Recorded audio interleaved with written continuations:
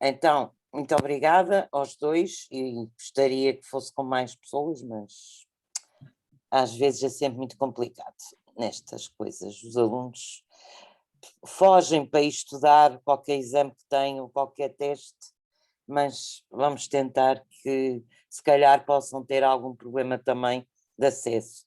Se quiser agradecer à professora Priscila, que trata essencialmente também, e tem trabalho já feito de investigação na parte do tráfico de crianças, da violência sobre crianças, e também agradecer ao Dr. João Ventura, que vai nos falar sobre o crime organizado e o outro tema que agora me escapa, branqueamento de capitais e também instituições, quando em princípio vai abordar um bocadinho esse tema, e passava então a palavra à professora Priscila, está bem? Obrigada. Obrigada, boa tarde a todos e todas. Eu vou compartilhar um pouquinho minha tela, tá? Que eu fiz uma apresentação sobre a temática, como a Filomena já adiantou, eu vou falar um pouquinho sobre o ODS 16.2, né, que visa efetivamente sobre acabar com o abuso, exploração, tráfico e todas as formas de violência contra a criança. Então, vou repousar minha análise especificamente na questão dos contornos conceituais e práticos do tráfico de crianças, visando também chegarmos, né, efetivamente, à perspectiva de como a pandemia do Covid-19, diferentemente daquilo que nós possamos inicialmente pensar, né, que acabou com o tráfico de crianças ou diminuiu seus números, em contrapartida ela veio aprimorar, ela veio estabelecer novos contornos práticos e veio também a incrementar, infelizmente, os dados em relação a esse tráfico de crianças. Eu vou compartilhar e daí eu sigo na minha análise também, sigo no meu repertório. Vou tentar respeitar o tempo, tá? De 20 a 25 minutos. Basicamente, então, vou me apresentar, eu sou a professora Priscila Caneparo, eu falo do Brasil, sou meio brasileira, meio italiana, sou professora dos programas de pós-graduação, mestrado, efetivamente, da Ambra University, nos Estados Unidos, e da Universidade Católica de Brasília. Coordeno uma clínica de Direito Internacional do Unicuritiba, aqui de Curitiba, efetivamente. Sou membro e parecerista da Academia Brasileira de Direito Internacional e sou delegada da Diplomacia Civil para o Conselho Econômico e Social da Organização das Nações Unidas e para a Organização Mundial do Comércio. Então, basicamente, sempre versando sobre essa perspectiva de efetivação dos direitos humanos. Também sou amicus curiae na Corte Interamericana, em alguns casos, né, até que versam sobre acesso à justiça, efetivamente, né, o último foi o caso que o Brasil foi condenado, o caso Márcia Barbosa de Souza versus outros, versus Brasil, desculpe, tá? Mas nesse momento eu escolhi falar sobre o ODS 2, dada a relevância da temática, dada a problemática do vislumbre, e principalmente desses novos contornos práticos que a gente tem observado no tráfico de crianças, porque, de fato, né, o que a gente pensa sobre o tráfico é diferente daquilo que, de fato, vem a acontecer em uma prática.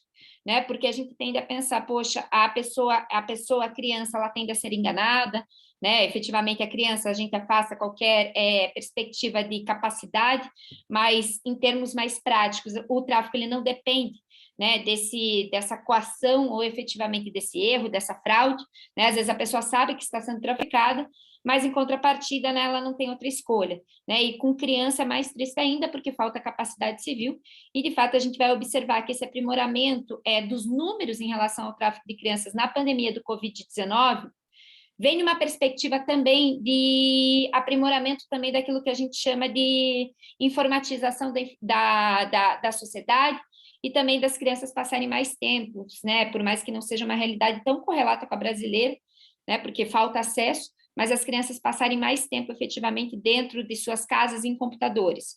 Então, a gente vislumbra, né, a gente diga organizações internacionais de combate, bem como políticas públicas estatais, a gente vislumbra um novo desafio, um novo obstáculo, frente a essa pandemia do Covid-19, de como combater esse tráfico, de como lidar com esse tráfico, e principalmente das formas efetivas de se ter uma reversão desse quadro, desse tão triste quadro do tráfico internacional de crianças, né, ou do tráfico de crianças efetivamente.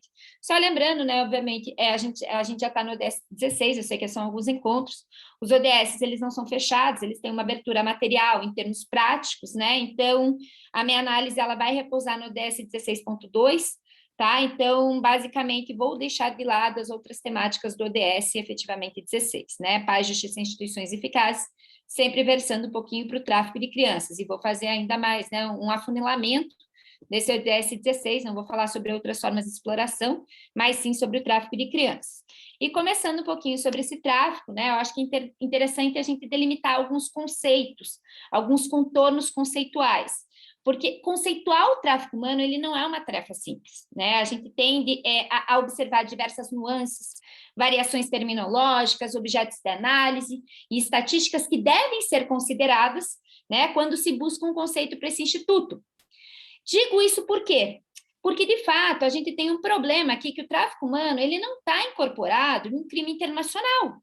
Né? Isso é uma grande problemática. Quando a gente pensa em tráfico humano, a gente tende, pelo menos eu, né, na minha análise inicial, hoje eu já estou um pouquinho mais aprofundada nessa temática, na minha análise inicial eu pensava, poxa, o tráfico humano, ele vem a ser um crime lesa à humanidade, enfim, qualquer uma tipificação lá do Estatuto de Roma, né, do Tribunal Penal Internacional, e de fato ele não está lá. Né? A gente tem, obviamente, algumas contornos práticos que podem ensejar o tráfico humano, que vão estar como crime lesa à humanidade, mas o tráfico humano não está lá. Né? Existem algumas perspectivas de crianças, enfim, né? A remoção da criança de um seio do grupo para outro grupo, que vai estar nesse artigo 8º, né, por assim dizer, artigo 7º e 8º do Estatuto de Roma, mas não está lá o tráfico humano. Então, para a gente conceituar o tráfico humano, a gente tem que abandonar um pouquinho a ideia de crimes internacionais, abandonar um pouquinho a ideia de ius cogens, por mais paradoxal que isso soe, e a gente tem que voltar os olhos um pouquinho para um documento que venha formalizar esse conceito de tráfico humano, né? Porque, assim, essa locução ela vai comportar uma abertura material muito grande, principalmente frente à doutrina, e a gente vai observar que o tráfico humano, por mais que ele encontre algumas raízes em legislações nacionais, e, obviamente, em uma perspectiva doutrinária, nós precisamos de uma interpretação que seja harmônica em um contexto mundano, porque por mais que nós tenhamos tráfico interno, nós temos o problema de tráfico internacional. E para eu conseguir conceituar o tráfico internacional em uma perspectiva, né, correlata, e almejar uma construção de política pública harmônica, eu preciso de um conceito que seja uniforme entre os estados. E esse conceito uniforme, não quero aqui me aprofundar muito, porque eu vou falar mais para frente, mas esse conceito uniforme, basicamente, ele vai se dar a partir do quê? A partir de uma perspectiva, efetivamente, de protocolo de Palermo, né? O protocolo que vem a complementar a Convenção das Nações Unidas para o combate do crime transnacional. Então, a gente tem uma ideia de crime transnacional, de protocolo, efetivamente, conceituando, trazendo uma uniformidade no conceito. Obviamente, aqui eu não vou me adentrar à questão do pacta sunt servanda, né, que os estados vão, efetivamente, estar atrelados a esse conceito, se eles quiserem, mas eu quero que a gente entenda, né, que é uma construção de política pública interna, ela depende, sim, de uma harmonização de conceitos. E essa harmonização de conceito, né, felizmente, ele veio por intermédio do quê? Por intermédio desse protocolo de Palermo, né, que basicamente vem a trazer uma conceituação pautada em 3 pontos. A partir do ato que vai configurar o tráfico humano, o meio que vai configurar o tráfico humano e o propósito que vai configurar esse tráfico humano. Então, a gente vê uma perspectiva de construção conceitual a partir de 3 eixos temáticos: ato, meios e propósitos. Obviamente, aqui eu vou me ater efetivamente ao que a doutrina interpreta desse protocolo de Palermo, que é aceito pela jurisprudência estrangeira, jurisprudência nacional, digo, do Brasil, e jurisprudência internacional também, né, me repousando um pouquinho a análise para a Corte Interamericana e para a Corte Europeia de Direitos Humanos, mas dentro dessa premissa a gente vai buscar uma raiz a partir desse protocolo de Palermo, protocolo adicional à Convenção das Nações Unidas para o combate do crime organizado transnacional. O que seria o ato? Basicamente, o ato a gente vai ter quando existir o recrutamento, o transporte, né, que não necessariamente levará em conta o trânsito entre fronteiras estatais, a transferência, o alojamento ou o acolhimento de pessoas. Então, basicamente, a gente vai ter algumas tipificações de ato que vão poder configurar essa ideia inicial, né, por assim dizer, de tráfico humano. Então, eu preciso ter algum ato, né, dentro dessa perspectiva, seja ele recrutamento, transporte, transferência, alojamento e acolhimento, para se ter configurado, conformado esse tráfico de pessoas, ou esse tráfico de crianças que repousa a minha análise. O segundo ponto é o meio. Qual seria o meio para conformar e para se observar efetivamente o tráfico de pessoas? O meio pode ser estabelecido a partir da ameaça ao uso da força, né? Então, é aquela ideia inicial que a gente tem, ameaçar a pessoa justamente para poder traficá-la, né? Obviamente, aqui, a ameaça com crianças, ela não vai ser tão conexa com uma realidade, a gente vai ter muito mais os outros meios, mas a ameaça ao uso da força vai ser uma realidade. Segundo, a coerção. Terceiro, a abdução. Quarto, fraude, né, que é o que mais ocorre quando vem a ideia inicial de tráfico humano, principalmente de criança, é a fraude, né, o abuso de poder ou vulnerabilidade, crianças, né, aqui já pegando um recorte mais geográfico, a gente tem o caso de abuso de poder ou vulnerabilidade muito no contexto asiático, principalmente na Índia, em casamentos forçados de meninas, né, uma realidade muito triste, né, de meninas mesmo, né, menores até, chegando até menores de 10 anos, né, então abuso de poder ou vulnerabilidade da vítima, e garantia de pagamento ou benefícios. Garantia de pagamentos ou benefícios, pasmem vocês, né, eu acho que esse dado é muito chocante, porque é para o tráfico de crianças onde ocorre essa maior garantia de pagamento e benefício, obviamente, vem a ser no continente africano, mas também no Oriente Médio, né, para trabalhar em grandes indústrias petrolíferas. Então, assim, esses são os meios que vão conformar, basicamente, uma atitude de traficante e traficado, que vão configurar, né, essa perspectiva de tráfico humano. Triste realidade, né, porque a gente vai pensar que, principalmente em relação à criança, não há capacidade civil, né? Então, vai ter no meio, obviamente, e dentro dessa perspectiva a gente vai entender que ainda assim existe, né, uma premissa da pessoa, considerando um pouquinho afastada, apartada da ideia de criança, da pessoa poder ou não concordar com essa perspectiva, né? Então, eu não sei se o professor Francisco quer falar alguma coisa ou continuo, eu acabei de vê-lo ingressar. Boa tarde a todas e a todos. Eu peço imensa desculpa pelo problema técnico, mas se a professora Priscila Canapero já começou a falar, acho que não devo interromper. Seria muito delicadeza da minha parte. Tem a palavra. Boa tarde. Continuarei. Boa tarde. E, por fim, né, além do ato e meio, a gente vai também repousar uma análise no tráfico humano com propósito. E o propósito aqui, basicamente, né, vai ser prostituição, exploração sexual, trabalho, serviço forçado, escravidão ou outras práticas similares, e também a remoção de órgãos. Qual é a maior realidade das crianças frente a esses propósitos? Basicamente, prostituição, exploração sexual, trabalho ou serviço forçado. Tá? Então, dentro dessa perspectiva, vai depender de um recorte geográfico para a gente observar qual é o propósito que vai se ter esse tráfico de crianças. Mas, então, para a gente configurar, e aí vai se ter, né, por assim dizer, uma premissa também de recorte de direito material interno, a gente vai ter que conceituar o tráfico humano ou o tráfico de crianças a partir do ato, dos meios e do propósito. Se eu não tiver essa tripla tipificação, não terei efetivamente o tráfico humano. E, obviamente, retomando, né, a ideia do protocolo de Palermo. Frente a isso, né, a gente passa para uma análise mais causal, efetivamente, ou mais aprofundada do protocolo de Palermo. Quando a gente fala em protocolo de Palermo, né, eu acho muito interessante trabalhar com uma perspectiva aqui concreta do que foi esse protocolo de Palermo, no sentido que qual foi a sua importância, qual foi o seu impacto prático em uma realidade estatal, né, sair um pouquinho da teoria e partir para uma prática. A gente tem que pensar, né, que hoje 179 estados eles fazem parte desse protocolo de Palermo, que é justamente medidas para enfrentamento do tráfico de pessoas, né? Então pegar e por que ele é um protocolo adicional à Convenção das Nações Unidas para combate do crime organizado transnacional? Primeiro ponto, porque o tráfico humano ele nunca vem sozinho, né? Ele sempre está acompanhado nessa perspectiva de algum outro tipo de crime. Tá? Então, assim, vai se ter um crime transnacional, a gente fala que é uma rede, uma teia muito, muito complexa, né, dentro desse tráfico humano. Por isso, a dificuldade em combatê-lo. Porque a ponta do iceberg é o tráfico de pessoas. Existe toda uma estrutura muito bem concreta, muito bem institucionalizada, por assim dizer, dentro da ilicitude dessa tipificação, que vai possibilitar com que eu tenha o tráfico de pessoas. Então, basicamente, a gente vai observar, eu preciso combater o tráfico de pessoas em uma perspectiva específica, né, em uma perspectiva finalística, mas eu preciso pensar que também por trás existe todo um crime organizado transnacional.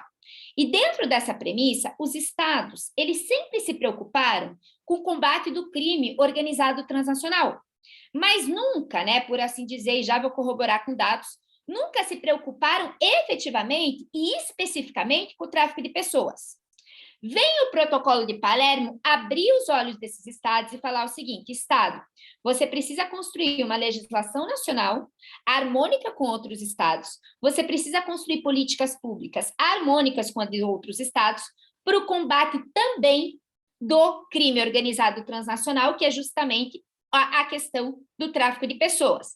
Para vocês terem uma ideia, e aí trabalho com dados concretos, até 2003, nós tínhamos 59% desses 179 estados que hoje fazem parte do Protocolo de Palermo, não tendo qualquer tipo de legislação interna para combater o tráfico de pessoas. Então, o Protocolo de Palermo, basicamente, né, não estou falando, obviamente, que ele é uma hard law, ele não é uma soft law, mas dentro dessa perspectiva, ele vem numa premissa de abrir os olhos dos estados para justamente a necessidade de se desenvolver políticas públicas e legislação acerca dessa premissa, né, de combate ao tráfico humano. A partir do momento que eu tenho, né, esses estados ingressando, ratificando, aderindo ao Protocolo de Palermo, chegamos, né, o último dado que a gente tem levantado em agosto de 2018, daqueles 59% de estados, dos 179 estados que não tinham legislação, só 2% não tem legislação em relação ao combate, ao enfrentamento do tráfico humano. Então, a gente vai observar, né, que esse Protocolo de Palermo ele tem um objetivo central, obviamente, além de seus objetivos específicos, mas é construir uma política pública, construir uma ideia legislativa dos estados para fazer um enfrentamento, para fazer um combate, efetivamente, do quê? Desse combate ao tráfico humano. Em objetivos específicos, o Protocolo de Palermo, de fato, ele vai se preocupar na proteção de mulheres e crianças, né, de se ter essa perspectiva efetivamente de não serem mais vítimas do tráfico humano, né, dos estados, eles unirem esforços para observar um pouquinho dessa perspectiva de mulheres e crianças, né, tanto que o próprio protocolo fala, né, o combate ao tráfico de mulheres e crianças. Por quê? Porque vai privilegiar, não é privilégio, né, muito pelo contrário, mulheres e crianças são os maiores números de pessoas traficadas. Então, o protocolo ele vai dar uma atenção especial. Então, o objetivo específico do protocolo é trabalhar com essa perspectiva. Um segundo momento também, a gente vai observar, e aí, né, eu acho que falta uma construção entre os estados para efetivar esse protocolo, que são as medidas, a adoção de medidas cooperativas, né, cooperacionais, que visem a minorar os fatores que influenciam o tráfico. Então, por exemplo, a questão do subdesenvolvimento, né, do menor desenvolvimento, a falta de oportunidade, a vulnerabilidade, que vai construir toda essa perspectiva concreta de condições para se ter o tráfico humano. Então, assim, é o problema, né? E vou ter que colocar aqui, até porque a gente está em duas realidades dicotômicas, né? O problema é o mundo norte e o mundo sul. Né? Obviamente, o mundo sul, né? O sul global, ele é o que mais tem pessoas traficadas, frente ao quem mais recebe efetivamente o tráfico, principalmente, né, e aí vou colocar efetivamente em termos concretos, principalmente em relação à remoção de órgãos, né, então assim, a gente precisa de medidas cooperativas, não apenas para o desenvolvimento de políticas públicas, mas para reduzir essa questão de um ambiente propício e favorável, né, que vá possibilitar com que se aprimore o tráfico humano, né, infelizmente. E aí, só um parênteses, né, vou pegar uma realidade também do norte global, que é a dos Estados Unidos. Os Estados Unidos, ele tem um número muito grande, um número absurdo do tráfico de crianças em termos de tráfico interno. Né? Daí a gente se pergunta, poxa, mas é o norte global, tem condições adequadas, né, para se ter um enfrentamento do tráfico humano, tanto em termos, né, policiais, em termos normativos, em termos de repressivos, efetivamente, e também tem condições, né, de desenvolvimento, pelo menos na teoria, de desenvolvimento socioeconômico, para essas pessoas não serem vulneráveis a título ou a cargo, efetivamente, que corrobore com os números do tráfico humano. Pois é, Mas os Estados Unidos, eles têm dois grandes problemas que contribuem com essa construção de vulnerabilidade, com essa construção também de incremento, infeliz incremento do número do tráfico de crianças. Primeiro, que é a questão dos abrigos, né? Então, as crianças ficam totalmente desprotegidas nesses abrigos, quando elas chegam em uma determinada idade, né? Elas acabam tendo uma rede muito complexa de tráfico humano, né? Vão alimentar, infelizmente, os bordéis do sul dos Estados Unidos, né? Então, é uma realidade assim, que é assustador, porque a maioria das pessoas sabem, né, e nada é feito efetivamente, então é assustador. E o segundo ponto também é justamente a questão, obviamente, fronteira sul dos Estados Unidos, a crise migratória. Né? A crise migratória, a separação das crianças dos seus pais, tem feito com que cada vez mais essas crianças que se encontrem, né, nesses centros de detenção, porque não tem outro nome, são centros de detenção mesmo, né, elas sejam traficadas. Obviamente não é institucionalizado governamentalmente, mas acaba sendo, né, tendo por consequência ilícitos dentro dessa perspectiva. Mas, basicamente, esses vão ser, né, os dois grandes objetivos centrais e específicos do Protocolo de Palermo, e as medidas de enfrentamento, basicamente, elas vão se dar a partir também da ideia de se ter uma premissa cooperacional, primeiro ponto, né? Então, fazer programas de cooperação entre os estados, quando eles se voltam os olhos para o tráfico internacional de pessoas. Segundo, construção de políticas públicas entre estados, né? Então, essa premissa, né, do Brasil não construir por exemplo, o Brasil não construiu uma política pública muito diferente da do Paraguai, né? Porque, enfim, a nossa realidade, a pessoa é traficada do Brasil vai para o Paraguai, e para o Paraguai ela vai para o norte global, principalmente para a Europa, né? Então, construir políticas públicas harmônicas que vão combater de fato esse tráfico humano, né? Tráfico de crianças, mesma coisa, né? E por último, também, aí o protocolo ele é muito bom, ele falar o seguinte: a gente precisa de uma database, né? O que é database, basicamente? Nós precisamos de um centro integrado de dados em relação ao tráfico humano. Os dados que nós temos, e aí falo em nome da Organização das Nações Unidas, falo em nome do Unicef, são dados defasados. Por que são dados defasados? Primeiro, né, a gente não tem dados governamentais que se comuniquem. Então, por exemplo, aqui no contexto mercosulino, né, por assim dizer, Brasil, Argentina e Paraguai não tem um banco de dados em relação efetivamente a essa questão de tráfico de crianças e tráfico de pessoas. Segundo, a gente tem um problema também que as pessoas traficadas, as crianças traficadas, elas não relatam efetivamente o tráfico, né? Por questão efetivamente de vulnerabilidade, questão de medo, né? Questão de ameaça, e questão porque os agentes públicos é um problema brasileiro muito sério, né? E acredito que seja de outros países também, principalmente na América Latina, eles não têm treinamento para lidar com crianças traficadas, com pessoas traficadas.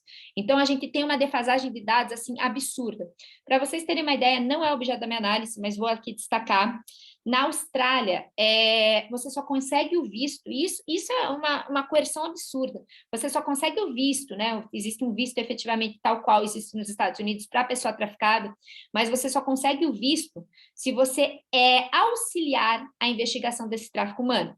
Daí vocês podem se perguntar: poxa, mas isso é bom? Isso é péssimo, porque às vezes a pessoa está com um problema, com uma carga psicológica muito grande, que ela não consegue auxiliar essas investigações. E ainda assim, o condicionamento para permanência na Austrália, né, o visto efetivamente de permanência, faz com que ela seja obrigada, porque não tem outro termo, a auxiliar nessas investigações. Então, a gente precisa de uma capacitação de políticas públicas, de agentes públicos, para saber lidar principalmente com as crianças traficadas. O Protocolo de Palermo ele vem pedir isso, mas os estados ainda pedir isso de maneira aberta, mas os estados ainda não conseguiram concretizar essa questão. Passando um pouquinho para frente, né, quais são as formas mais identificáveis do tráfico humano? Né? Obviamente, a gente tem diversas formas de se ter o tráfico humano, né? Então, basicamente, as formas mais identificáveis, como eu falei aqui, né, basicamente são a prostituição, a exploração sexual e a questão atrelada também ao trabalho forçado, servidão, mas temos também a remoção de órgãos. Remoção de órgãos, ninguém sabe ao certo número, né? A questão do tráfico de órgãos, efetivamente, é uma dark web muito aprofundada, né? Então ninguém sabe ao certo, mas prostituição e exploração sexual, com certeza, estão entre as formas mais identificáveis do tráfico humano. Os principais tipos de indústria envolvidas, né, nesse tráfico vão repousar na perspectiva de se ter uma indústria do turismo, indústria agroalimentícia, tá? Que vai trabalhar com a questão da exploração, também de servidão e de trabalho forçado, e dependendo do local, né, principalmente no Oriente Médio, indústrias petrolíferas. Então, a gente não pensa, né, efetivamente que tem esse problema, mas sim existe, né? E os maiores desafios encarados na batalha contra o tráfico humano, como eu já coloquei aqui também, não vou me estender muito, é justamente a questão da falta de database, a falta de cooperação e a falta de um sistema harmônico no combate ao tráfico humano, né? Então, existem diversas perspectivas novas também, né, de maiores desafios, que vem também nessa premissa de se ter um mundo globalizado. Para o tráfico de crianças, conforme eu coloquei, a gente vai ter uma batalha muito grande para lidar com essa questão de como eu vou combater, né, esse tráfico de crianças frente a uma realidade virtual. É uma realidade que elas são, por assim dizer, aliciadas no mundo virtual. Passando um pouco para frente, né, o panorama geral do tráfico de pessoas, falando rapidamente, né, para onde que elas vão, para onde que elas saem, para onde que elas vão, né, basicamente, a gente vai ter um grande aporte indo para a Europa, tá? A maioria sai do Sudeste Asiático, América Latina e África Subsaariana, e a maioria vai efetivamente, né, para o leste europeu, a maioria para o leste europeu e para a América do Norte. Nacionalidade, né, eu acho que é importante destacar, existem diversas nacionalidades, mas aqui, infelizmente, nós temos muitas mulheres latino-americanas e principalmente nacionalidades em regiões de conflitos. Então, por exemplo, Iêmen, Síria, Iraque, em regiões que estão, né, por assim dizer, passando por essa vulnerabilidade. Esse é o panorama geral, né, do tráfico de pessoas, efetivamente, não do tráfico de crianças. Quando a gente chega no tráfico de crianças, né, basicamente, só para a gente entender, e aí passando já para o momento final da minha exposição, o tráfico de crianças, ele vem de uma premissa, né, de estar especificamente previsto no Protocolo de Palermo, nos artigos 6º e 9º, tá? Só que a gente precisa entender, né, que existe sim uma ideia de falta de capacidade, tanto que o protocolo ele vem falar no seu artigo 2 que independe da capacidade da pessoa, esse tráfico humano, né? E a criança é inegavelmente, né, a vulnerabilidade maior, e a gente precisa ter um conceito mais acurado para o tráfico de crianças, até para conseguir protegê-la efetivamente, né? Então, assim, o que vai ser o tráfico de crianças, né, dentro dessa perspectiva? O tráfico de crianças ele vai ser estabelecido a partir do momento em que a criança tenha, de alguma forma, e por influência de alguém, mudado-se para fins de exploração. A intenção do traficante sempre vai ser maléfica, né, ao desenvolvimento integral da criança, e visa sempre explorá-la de alguma forma, não apenas exploração sexual, mas sempre irá explorá-la de alguma forma. Então, basicamente, a gente vai construir, a partir de uma interpretação à doutrina, a doutrina, vai construir essa questão atrelada, né, à exploração da criança, ou a questão da configuração do tráfico de crianças, a partir de 3 elementos. Primeiro elemento, tem que ter realocação da criança. Então, a criança tem que ser tirada do seu seio, né, societário, e colocada em outro lugar. Segundo, tem que ter más intenções do agente. E terceiro, tem que ser explorado. Então, 3 premissas basais para se ter, por assim dizer, a conformação e a configuração do tráfico de crianças. Se é a alocação da criança, más intenções do agente e exploração da criança. E assim, dentro dessa perspectiva, obviamente, a gente vai ter ações preparatórias para o tráfico, a gente vai ter, né, consequências totalmente assim absurdas para a criança e que vão ensejar, não gosto de falar que vão ser piores ou melhores, né, porque um crime bárbaro como o tráfico humano não tem pior ou melhor, mas obviamente vai ensejar, né, uma brutalidade em termos de desenvolvimento da criança.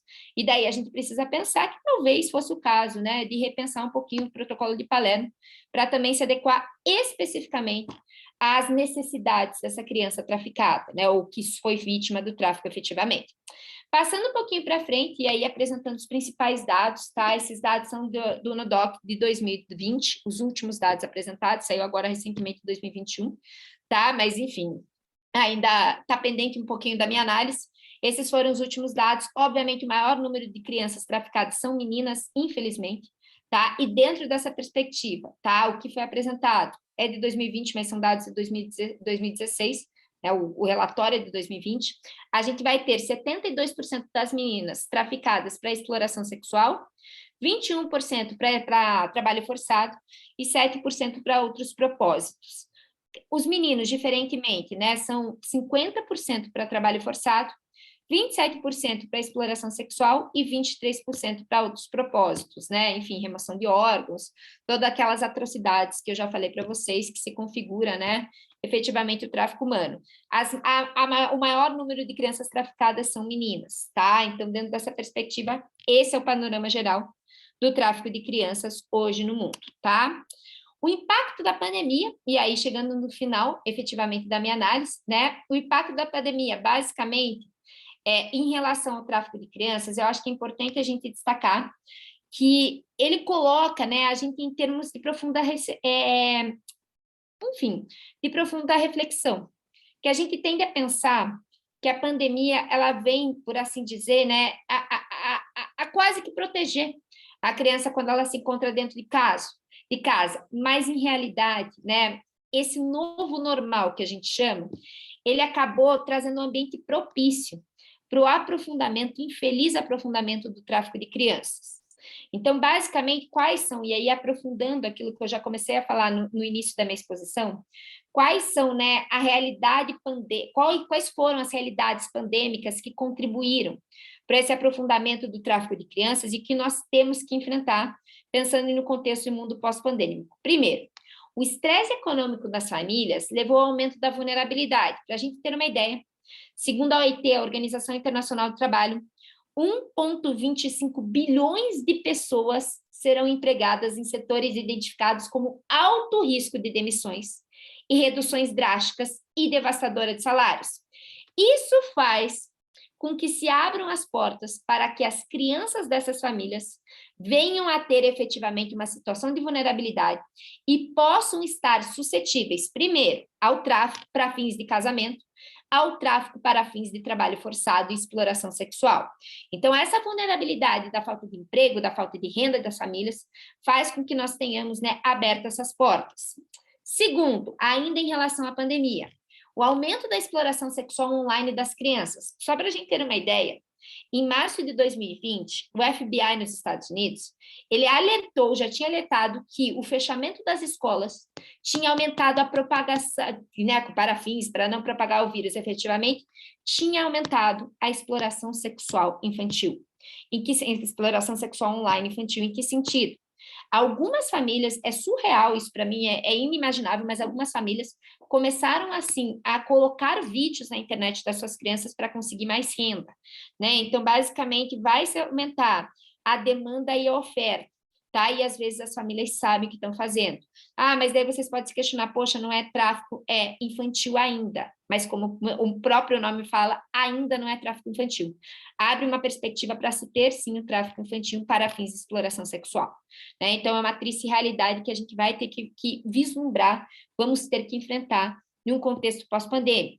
E daí, obviamente, né, o confinamento ele pode levar ao incremento do número de abuso e violência em relação às crianças, e isso faz com que se abram, né, as portas para que as crianças sejam, por assim dizer, enganadas, né, por pessoas que falem, vem para minha casa que eu vou dar uma condição melhor para você, né, e isso aumenta também o número do tráfico humano. Então, basicamente, e por último, né, a falta de creches e os centros de denúncia e acolhimento de crianças traficadas estiveram fechados nessa pandemia do Covid-19, né? Obviamente, nesse último ano abriram, né? Mas a gente ainda não sabe qual foi os termos devastadores, efetivamente, de 2020, como é que se deu, né? Esse aumento de fato, né? Como é que se deu, quais são as consequências? Vamos ter que repensar, nós, organizações internacionais, nós, políticas públicas, né? Quem constrói efetivamente políticas públicas. Já passou dos 30 minutos. Desculpa, estou acabando. Constrói políticas estatais, teremos que repensar. Então, é isso, né? Enfim, principais diretrizes para o enfrentamento, basicamente, vai se ter dentro dessa perspectiva de construção de uma database e também de construção de políticas públicas cooperativas e repensar um pouquinho, né, na nossa postura como cidadãos frente a essas crianças que, porventura, foram traficadas ou venham a ser traficadas. Peço desculpas, tentei respeitar o tempo, não consegui, mas, enfim, essa é a minha exposição. Espero ter contribuído um pouquinho com a análise.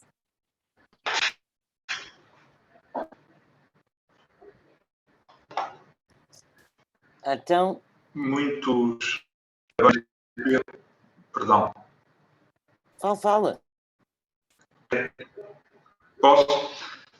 Muito parabéns, doutora Priscila Canapé, pela sua brilhante apresentação. Eu não fiz a apresentação, mais uma vez, desculpa pelo problema técnico, mas a doutora Priscila Canapé é professora da Unicuritiba, é doutora em Direito Internacional Público pela PUC de São Paulo e é, de facto, uma referência nesta área do conhecimento. Não sei se a doutora Priscila tem noção, mas eu já vi o citado em Portugal no Observador, quanto estudiosa de matérias desta natureza na relação com o Brasil. Alguém que pode desligar o microfone que está a fazer interferência.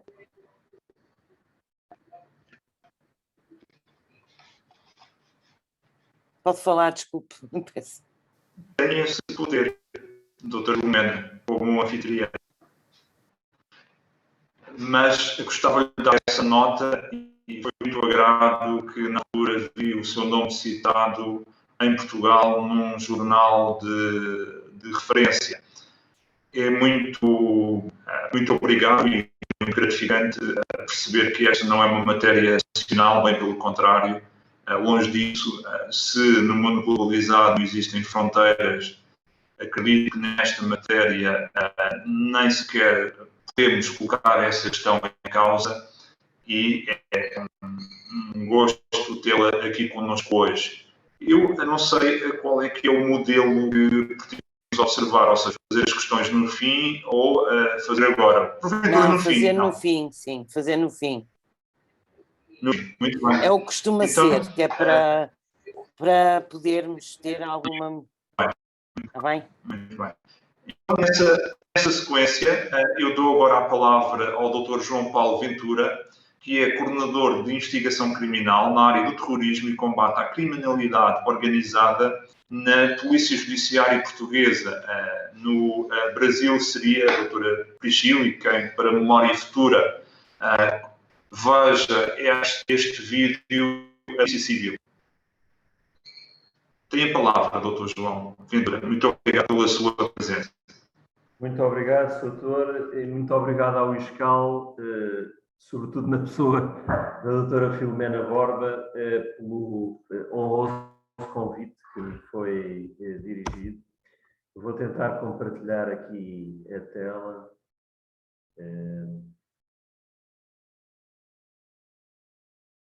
Não sei se... Estamos a ver o FCCN. Pois, eu não vejo nada. Não estamos a ver no PowerPoint, só estamos a ver a sua... É que eu agora... Deve ter que ir ao pão. Isso. Será que aqui... Assim já vem, talvez. Exato, já estamos a ver. Já conseguem ver? Já. Já, pronto. Enfim, eu vou invocar aqui algumas das áreas, e peço desculpa desde já pelo som, porque isto foi um som que foi voluntariamente colocado por outras finalidades. Falar um pouco na perspectiva do crime organizado e do terrorismo, porque é, no fundo, essa a maior experiência que tenho. Eu sou já um veterano nesta organização e tenho muitos anos de trabalho, mais de 34, de um total de 36 ao serviço da Polícia Judiciária, ligados a estas coisas do combate ao terrorismo e ao extremismo ideológico criminal. Pronto. E tentarei, na medida do possível, porque estamos a falar para uma audiência do Instituto Superior de Contabilidade e Administração de Lisboa, adequar isto um pouco à perspectiva económico-financeira. Penso eu que era isso que faria sentido e foi nesse sentido também que me foi dirigido o convite. Portanto, conforme aliás combinado com a doutora Filomena, um pouco entre aquilo que é o branqueamento de capitais e o financiamento do turismo. E focando algumas das áreas que são, de resto, da nossa competência reservada de investigação criminal, o narcotráfico na sua dimensão internacional, o narcotráfico por via aérea, por via marítima, por via terrestre também, de dimensão internacional. Turismo e organizações turistas é, enfim, aquilo que me ocupa mais diretamente. Uma área major também aqui na organização é o combate à investigação dos crimes de natureza económica ou financeira, incluindo aqui naturalmente a questão da corrupção, muito atual. As associações criminosas são alguma coisa transversal a tudo isto. No terrorismo são as organizações terroristas, nas outras áreas normalmente nós falamos das associações criminosas, e é disso, aliás, que fala a legislação criminal. Não há no nosso ordenamento jurídico o crime ou o conceito legal de crime organizado, se preferirem. Portanto, normalmente a figura jurídica que é utilizada é a das associações criminosas. Criminalidade violenta é uma das áreas que também é bastante trabalhada na PJ, na Unidade Nacional contra o Terrorismo e não só. E, enfim, o mais recente desenvolvimento é o cibercrime, há uma unidade nacional de combate à criminalidade tecnológica, nomeadamente de raiz ciber ou que se desenvolve no espaço virtual, que é a bem conhecida o NC3T, que é, aliás, das 4 unidades nacionais que a Polícia Judiciária hoje tem, a de criação mais recente. Enfim, o terrorismo, eu não vou perder muito tempo com conceitos, mas pareceu-me importante situar a audiência, que aliás, tanto quanto percebo, é bastante pequena, para dizer que nós, quando falamos de terrorismo, é isto que distingue um pouco o terrorismo das restantes formas de crime organizado. Estamos a falar de projetos criminais de natureza ou motivação política, ideológica ou religiosa. Talvez seja um exagero de linguagem, a expressão mais correta seria confessional. E há outras variáveis também de natureza étnica e cultural que normalmente surgem associadas. Há em tudo isto uma dimensão de guerra psicológica, no sentido em que os efeitos dos ataques ou dos atentados transcendem em muito os efeitos imediatos ou os seus resultados. E há também controvérsia em redor do conceito, ainda não conseguimos chegar, e os debates nas Assembleias Gerais das Nações Unidas são relativamente intermináveis relativamente a este aspecto, ainda não conseguimos chegar a uma definição consensualmente aceita por todos. Mas se quiserem uma síntese, dir-se-ia, para além do que eu já referi na perspectiva da orientação político-ideológica ou confessional, enfim, o conceito aponta muito para a utilização do terrorismo como uma tática, uma forma de guerra, como diria Karl von Clausewitz, que dizia que a guerra era a continuação da política com a utilização de outros meios. Também o terrorismo passa um pouco por aí, pela utilização de meios que em muito transcendem a utilização dos meios clássicos da guerra. Na sua execução, naturalmente, o terrorismo, pelo menos do ponto de vista mais clássico, era interpretado por organizações, por grupos terroristas bem conhecidos na história, a maioria deles talvez de cariz etnonacionalista e separatista, com as ETAs, enfim, PKK, outras organizações como o Provisional Irish Republican Army, organizações talvez mais clássicas, algumas também da América Latina, já que temos connosco a professora Priscila do Brasil, mas na sua execução sempre foi uma forma de crime organizado, ainda que nós mais recentemente estejamos a lidar com uma figura nova, que é dos lone actors, ou dos atores solitários, que são autorradicalizados, muitas vezes inspirados em referências que apanham nas redes sociais, em social media, na internet, e que estão longe de ser dirigidos ou industriados por organizações e que atuam um pouco por sua própria conta e risco. Obviamente que há aqui uma confrontação normalmente com o poder político, as motivações podem ser diversas. Podemos estar a falar, por exemplo, do desejo ou do objetivo de estabelecer a independência do País Basco.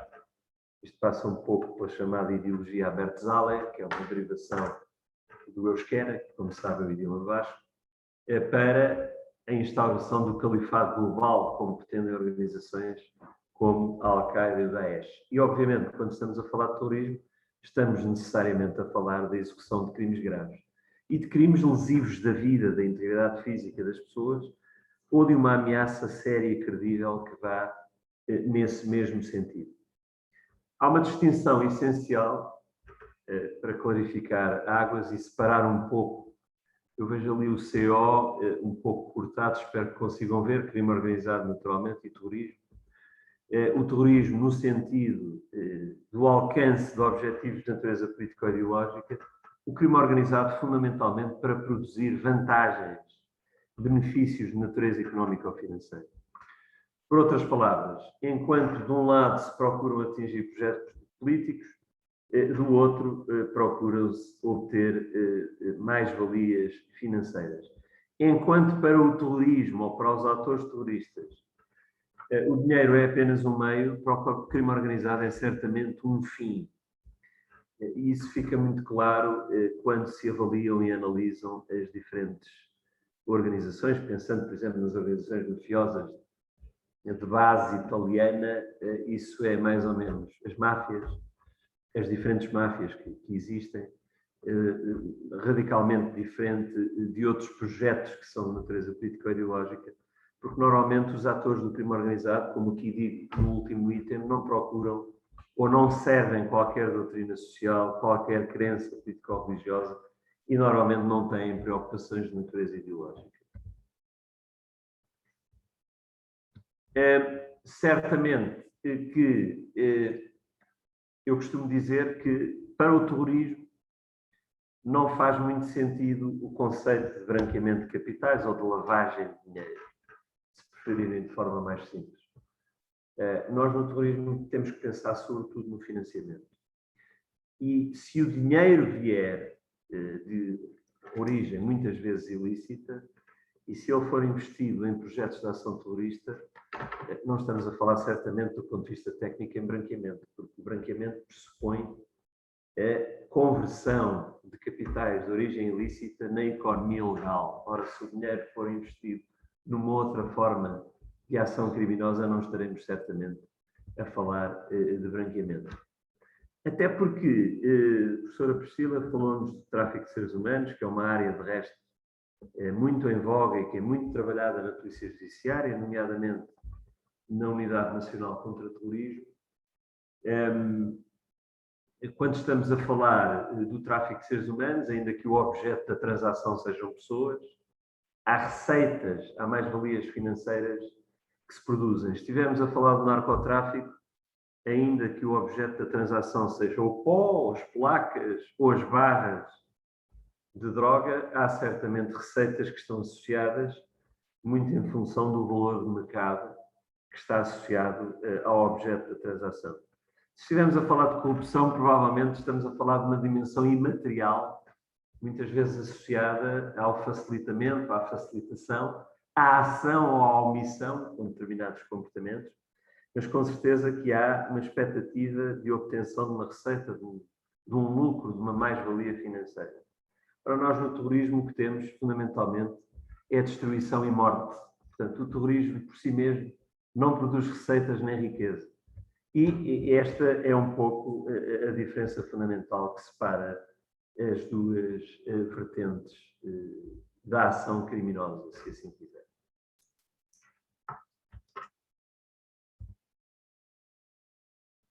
É curioso verificar, de alguma forma, que, como digo aqui neste slide, as relações, enfim, mais ou menos sistematizadas ainda, faltando alguma evidência empírica, por vezes, entre, enfim, os atores do crime organizado, os grupos do crime organizado e os grupos e organizações terroristas, como aí digo, são curtas, são esparsas, são episódicas. Há algum déficit de evidência nesse sentido. Mas nós, no terrorismo, falamos sobretudo da dicotomia que existe entre os chamados crimes instrumentais, que são uma espécie de jogadas, se permitirem a analogia com o futebol, as jogadas que permitem chegar ao golo, e falamos dos crimes de resultado. Eu tenho até um conceito próprio, enfim, que não li de ninguém, não bebi de ninguém, que são os Terrorist Achievement Crimes, isto é, os crimes de resultado, o golo, se assim quiserem, falando em termos mais simples. E falo também, muitas vezes, de uma dimensão intermédia que são os chamados crimes borderline, que são aqueles que tanto podem ser utilizados para financiamento, como são eles próprios de alguma forma lesivos da integridade física de pessoas. E darei exemplos. Esquematicamente, o esquema é este que podem ver neste slide. Portanto, algo que está, que é, eu quase que diria, porque sei que os brasileiros utilizam muito a expressão vestibular. Os crimes instrumentais são um pouco vestibulares face à ação consumada nos crimes de terrorismo. E temos os crimes instrumentais para efeitos de financiamento e apoio logístico, como estes que exemplifico aqui, e outros mais típicos da obtenção de meios de financiamento, como as fraudes de cartões de crédito, operações financeiras ilegais. É muito citado o conceito da OALA, que é uma espécie de sistema alternativo de remessa de fundos, as extorsões, ações de narcotráfico, tráfico de seres humanos e auxílio à imigração ilegal, foi falado aqui longamente, contrabando de tabaco, roubos em agências bancárias, roubos em veículos de transporte de valores, contrafação de bens, enfim, toda uma panóplia de infrações criminais que permitem garantir o financiamento de grupos e organizações terroristas. E por fontes legais ou lícitas, a atividade de recolha de fundos, na linguagem árabo-islâmica, as zakat, os donativos, a organização de eventos, o desvio de fundos de caridade recorrendo a organizações não governamentais, venda de publicações, comitês de justiça privada das diásporas, muito típico das comunidades turcas e tamil, a propósito de uma organização já naturalizada, que era o LTT. Eu estou a correr para tentar respeitar o tempo. Os raptos, na verdade, quando cometidos por organizações terroristas ou com propósitos de natureza ideológica ou confessional, tecnicamente designam-se no nosso ordenamento jurídico por crimes de tomada de reféns. Estão, como tal, previstos, salvo erro, no artigo 161 do Código Penal português. Em certa medida, eu digo que não são crimes de terrorismo no resultado, mas também não são meramente instrumentais como os tráficos, na medida em que também implicam alguma forma de lesão para as pessoas que são vítimas desses crimes. E têm sido cometidos crimes de tomada de reféns, não apenas para efeitos de financiamento. Pense, por exemplo, no que aconteceu ao primeiro-ministro italiano Aldo Moro, tomado de refém e depois morto pela organização terrorista de inspiração marxista Brigate Rosse, Brigadas Vermelhas em Itália, em março de 1978. Portanto, o intuito era apenas obter a libertação de um conjunto de militantes da organização que estavam presos. Ou forçar decisores políticos a decidirem de acordo com os seus interesses e aspirações, ou como forma de retaliação. Foi um pouco o que aconteceu em 11 de março de 2004 em Madrid, com os famosos, os maiores atentados terroristas alguma vez cometidos na Europa. Ou apenas porque o terrorismo procura muito a imagem, procura muito a amplificação da mensagem, como dizia anteriormente, procura muito a dimensão psicológica, que está para além das vítimas imediatamente causadas, que é a imagem, o impacto e, invocando um velho provérbio chinês, mata um e chamarás a atenção de 10 mil. Isto é um preciosismo legal para dizer que era o 162, eu tinha dito o 161, se houver crimes de rapto e sequestro cometidos com o propósito político, ideológico, filosófico ou confessional, estamos a falar do crime de tomada de reféns, que qualifica as penas, portanto, agrava as penas normalmente previstas para os crimes de rapto e sequestro a solo. O financiamento do terrorismo está previsto na nossa Lei 52 de 2003, de 22 de agosto, que é a bem conhecida Lei contra o Terrorismo Portuguesa. Não estava até 2008, passou a estar em 2008, com este título, o artigo 5º-A. Não vou tardar também muito aqui. Tenho aqui um caso ilustrativo, enfim, é possível falar sobre ele, porque já tem algum tempo, que ilustra, porventura, ligações entre organizações de crime organizado, nomeadamente cartéis de narcotraficantes sul-americanos, eventualmente com sede na Colômbia, e correios de dinheiro, porventura ligados à organização extremista islamista Hezbollah, o Partido de Deus, que é enfim, um problema complicado, porque também é governo no Líbano, mas tem uma organização de segurança externa que está declarada pela União Europeia e pelos Estados Unidos como uma organização terrorista. Enfim, e estamos a falar de uma investigação que foi iniciada aqui há cerca de 8 anos, já tem algum tempo, em que correios libaneses passando pela Europa, por Bruxelas, pela Holanda, também pelos Países Baixos, e depois aparecendo aqui em Lisboa com avultadíssimas quantidades de dinheiro vivo, como vêem, num caso 600 mil euros em cash, noutro caso há um outro nas Ilhas Canárias de Espanha com cerca de 1,5 milhão de euros, este aqui com 1 milhão, pensando-se que isto fazia parte de um carrossel financeiro que começava naturalmente com o produto das vendas obtidos pelos cartéis de narcotraficantes sul-americanos e depois fazendo o processamento destas verbas através de correios humanos, através da Europa, de maneira a chegarem finalmente ao Líbano, uma parte para financiamento eventual dessa organização, o Partido de Deus, Hezbollah, portanto, de orientação xiita, que é uma das partes do Islão, como certamente saberão, e outra parte, eventualmente, reconvertida na economia legal libanesa.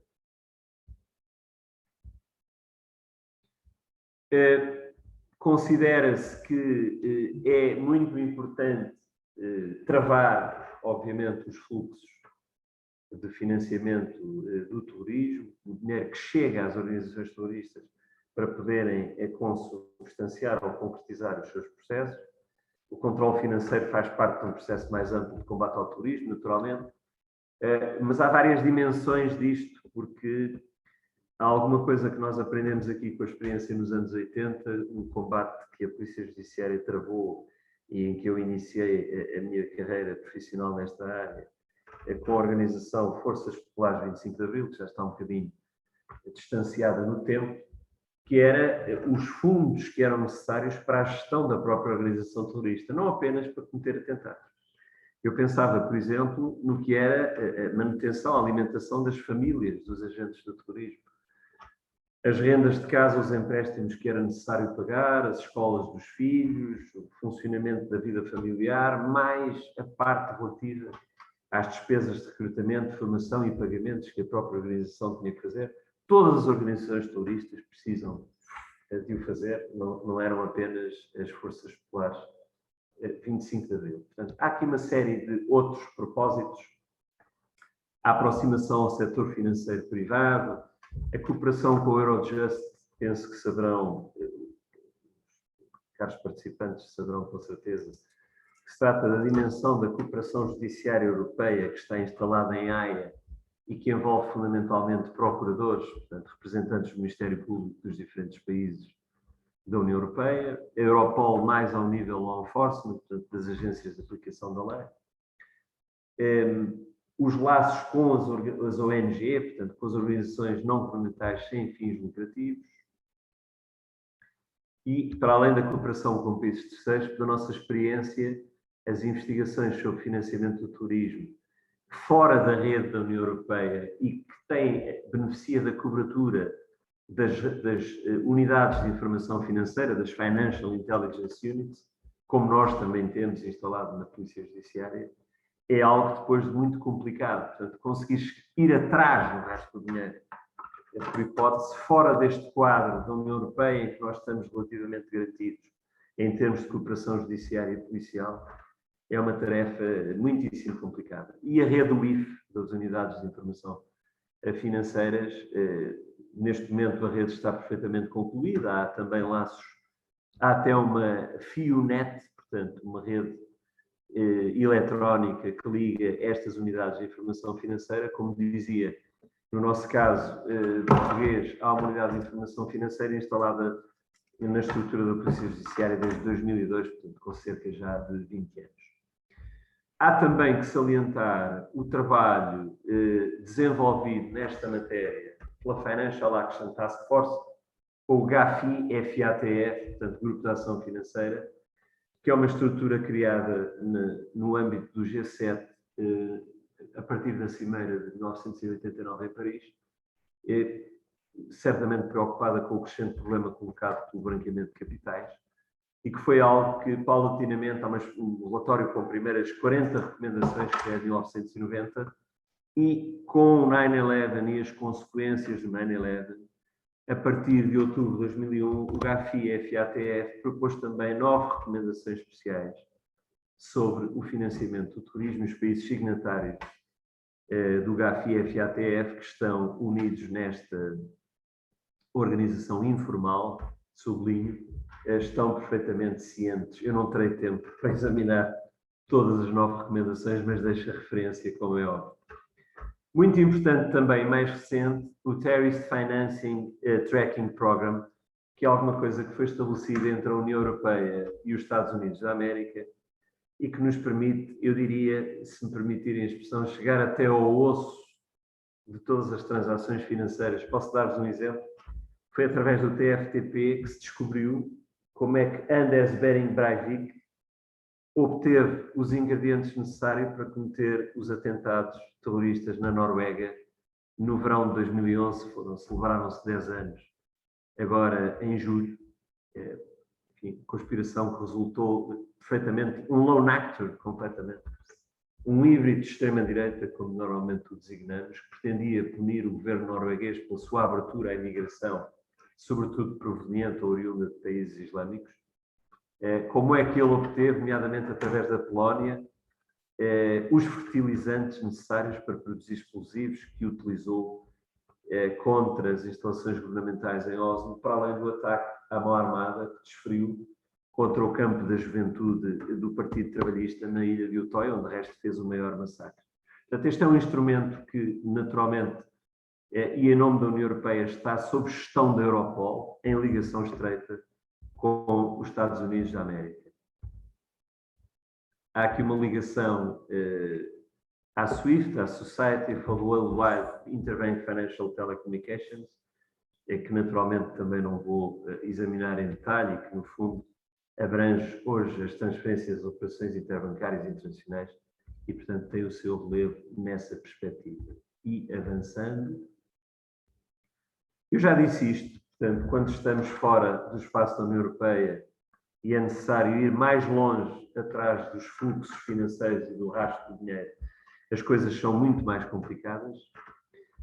Gostaria de vos propor uma síntese da experiência e do conhecimento que temos acumulado em termos nacionais e internacionais, com o que foram as metodologias, os modos operatórios de financiamento das principais organizações terroristas, utilizando às vezes métodos ou modi operandi típicos do crime organizado.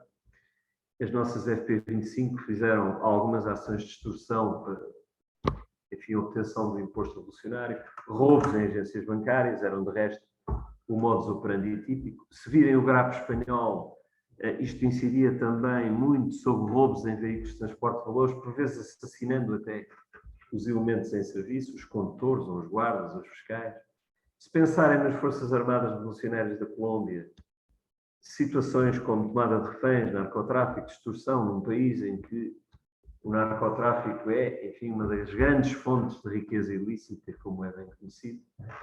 Se pensarmos no quadrante do terrorismo etnonacionalista e separatista, enfim, eu tardaria uma tarde para explicar um pouco melhor de que é que estamos aqui a falar, mas pensemos em organizações como a ETA, como o Partiya Kharkeren Kurdistan, isto é, o Partido dos Trabalhadores do Kurdistão, ou PKK, que luta pela independência do Kurdistão, ou pelos Tigres Tamil, uma organização também já neutralizada, tem vários dos modos operatórios, dos modos operandi utilizados para efeitos de financiamento.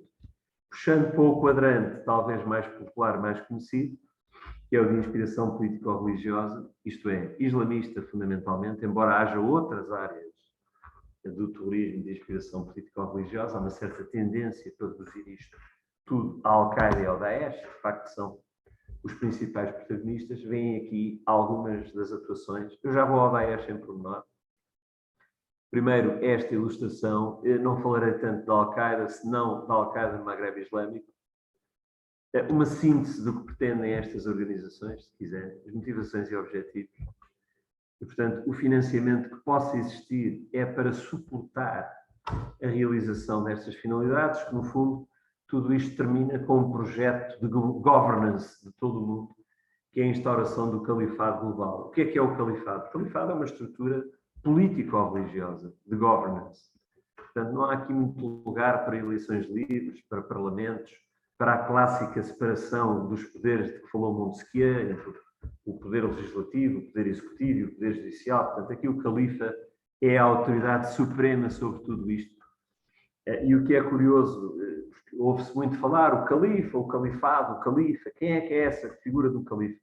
O califa é nem mais nem menos do que o sucessor do profeta.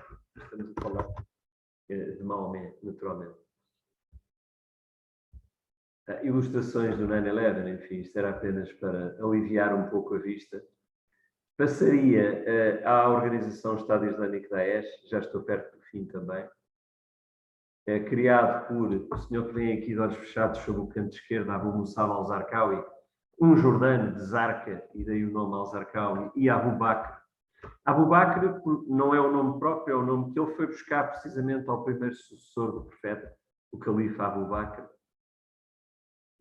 A visão que tem manicaísta do mundo, reparem, o Khorasan, que está agora na ordem do dia, o ISKP, portanto, o Daesh no Afeganistão, disputando o poder aos Talibã e ao Al-Qaeda, e alguma coisa que tem a ver já com o financiamento desta organização Daesh, que numa primeira fase começa por receber donativos institucionais de organizações não governamentais de Estados do Golfo, nomeadamente da Arábia Saudita, Kuwait e Qatar, e que paulatinamente se vai, à medida que vai alargando o território, vai tomando conta de uma grande parte da Síria e depois também do Iraque, vai tendo acesso às receitas do petróleo. Vejam os valores de que estamos a falar em outubro de 2014, já lá vão mais de 7 anos, e também dos resgates, das tomadas de reféns, já falei sobre isso. Notar que o Daesh, no seu auge, o Daesh está, enfim, no que respeita à Síria e Iraque, está neutralizado. Há o marco da queda de Baghouz na Síria a partir de março de 2019, mas há o franchising do Daesh noutras latitudes um pouco por todo o mundo. Na melhor fase, melhor para eles, pior para nós, chegou a ocupar um território equivalente ao Reino Unido com mais de 10 milhões de habitantes, controle sobre todas as atividades comerciais e industriais, e vejam as receitas aqui no quadrante mais baixo, que falam por si próprias, dispensando outros comentários eventualmente supérfluos. Aproximando do fim, faço aqui uma pequena referência à CNI, significa Al-Qaeda nas terras do Maghreb Islâmico, o antigo grupo salafista para a prédica e combate, com sede na Argélia, e as receitas obtidas, nomeadamente através de prise de otagens, isto é, a tomada de reféns no Sahel e os milhões que vieram dessas ações para efeito de financiamento. Podemos considerar também a organização Boko Haram, com sede na Nigéria. Boko Haram significa algo como a educação ocidental é proibida. Estamos a falar de uma parte sensível dos estados do norte da Nigéria que seguem a orientação islâmica e aplicam a Sharia. E são conhecidas as práticas lesivas dos direitos humanos, nomeadamente do sequestro de crianças, da tomada de reféns de crianças para casarem com 8, 9, 10 anos, etc. E com as situações que daí vieram e as práticas seguidas pela organização em sede de financiamento, que não se distinguem muito. Há aqui referências também à corrupção, que é uma parte muito interessante e relativamente inédita na ação terrorista para esta organização, agora redenominada Estado Islâmico na África Ocidental. Para quem tiver curiosidade, eu tenho estes 2 pequenos apontamentos publicados, mais sistematizados em livro, de que sou, aliás, coautor, o mais recente da radicalização ideológica ao terrorismo, que é uma coisa bastante volumosa, que foi lançado em outubro de 2020, e um outro mais corporativo sobre a história do nosso departamento, mas que é também uma história do combate ao terrorismo e ao crime organizado em Portugal nos últimos 40 anos. Muito obrigado pela atenção. Tentei, penso que foram 25 minutos, um pouco menos que aquilo que eu temia. Obrigada. Eu ia só pedir para qualquer questão, obviamente. Eu ia pedir aos dois, à professora Priscila e ao doutor João Vinto, que se me podiam fazer chegar depois as vossas apresentações, por favor.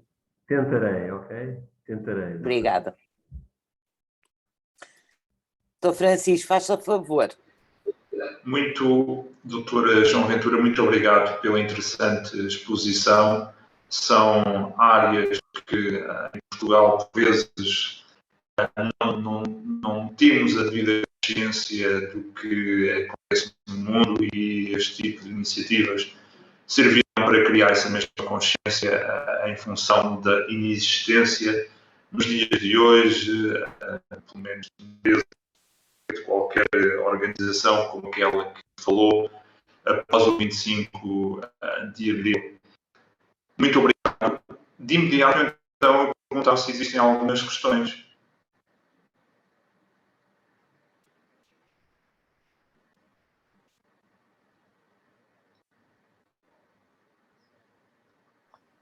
Eu, por acaso, tinha uma questão, pode ser para os dois, mas é uma coisa rápida. Em relação ao financiamento destes movimentos,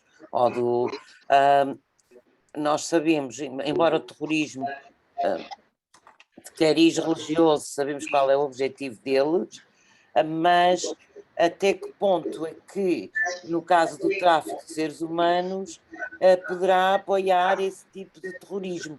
Não é pôr as populações contra eles. É a minha sensação. Eu, como mãe, não é o caso, mas, por exemplo, se eu fosse mãe, num país islâmico, como é que eu posso pôr a traficar, no caso, como disse a professora Priscila, dentro do próprio agregado familiar, andam a comercializar crianças? Como é que eu vou potenciar a existência desses movimentos, quer através do tráfico de crianças, quer através da própria ação voluntária, porque foi uma ação voluntária, quando se põe os filhos no mercado. É obviamente que no caso do Barack, como é que se diz, aquela do norte da África é um bocadinho diferente, eles raptam, mas como é que se pode financiar, quer através ou do tráfico, ou do tráfico de droga, do narcotráfico, neste caso, que é o nome mais correto, ou do tráfico de pessoas, potenciar esse tipo de movimentos? E até que ponto é que interferem as empresas privadas, com o que é que vêm ganhar com isso? Tirando as famílias que vão ver aumentado o seu rendimento. Mas a empresa privada, sabendo que existe até hoje em dia um grande crivo e uma grande vigilância sobre as transações financeiras, como é que eles conseguem ultrapassar todas essas redes de segurança e isso tudo? Não sei se sou muito clara, eu atrapalhei-me aqui um bocadinho, mas a minha ideia é: o que é que ganha um pai e uma mãe ao vender o filho, ou pôr o filho no mercado como um objeto, e o que é que ganha um grupo de terrorista assaltando ou atacando as populações, que muitas vezes até são o seu próprio suporte para eles existirem? É um bocadinho mais clara. Obrigada. Professor João, quer começar a resposta? Bom, então, vou colocar aqui um pouquinho da perspectiva daquilo que eu tenho estudado, tá? Primeiro, né, a gente tem que pensar em uma vulnerabilidade. Então, quando se coloca uma criança no mercado, e aqui vou dar até o exemplo do Afeganistão, né, justamente pensando em sobrevivência dos outros filhos, né, nessa última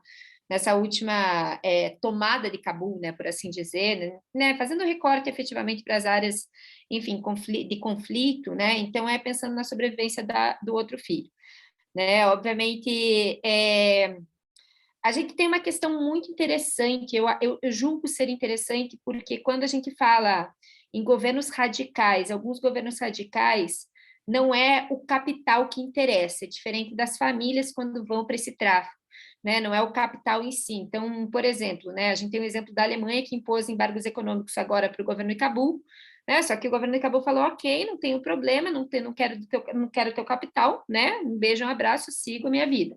Só que quando a gente vê em praça pública, literalmente, é por conta da vulnerabilidade, né? E a segunda, quando aqui no Brasil teve basicamente 8 CPIs, né? Comissões parlamentares de inquérito, para investigar como as instituições estatais públicas de saúde elas estavam compactuando com o tráfico de pessoas, né? Então, obviamente, teve essa rede também com empresas privadas. Aí a questão é do capital, sim, para ganhar dinheiro justamente com o tráfico de órgãos, né? Então, basicamente, a pessoa ela é traficada para fins, né, de tráfico de órgãos. E o mais interessante, eu julgo ser interessante que a gente não para pensar os dois grandes destinos, né, de tráfico de órgãos, que são o que a gente chama de turismo do tráfico de órgãos, Turquia, né, e efetivamente Iêmen. E daí a gente se pergunta por quê? Porque eles estão próximos, efetivamente, dos lugares que vão pagar por esse tráfico, né, e estão próximos de regiões migratórias, que acabam sendo, né, os grandes fluxos atrelados a essa questão também de tráfico humano. Então, assim, obviamente, tem o interesse das empresas, né, generalizando, pelo amor de Deus, empresas, né, que fazem, colaboram com o ilícito, dentro dessa premissa de ganhar capital com o tráfico de órgãos, né? O tráfico de órgãos, se eu não me engano, em 2020, ele foi o segundo mais rentável do mundo, só perdendo para o tráfico de pessoas, tráfico de drogas, mais rentável do que o tráfico de armas. Então, infelizmente, é uma realidade. Obrigada.